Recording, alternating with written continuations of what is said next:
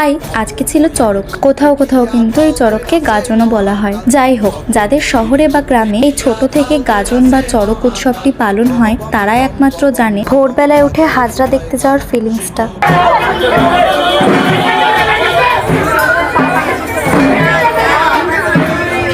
নীল ষষ্ঠীর পরের দিন পালন হয় এই চড়ক উৎসব। সকালবেলা হাজরা দেখার পর বিকেলবেলা আবার রেডি হয়ে চলে যায় চড়ক গাছ ঘোরানো দেখতে এবং বিভিন্ন ধরনের কালী সাজে ভক্তদের নাচ বা খেলা দেখতে।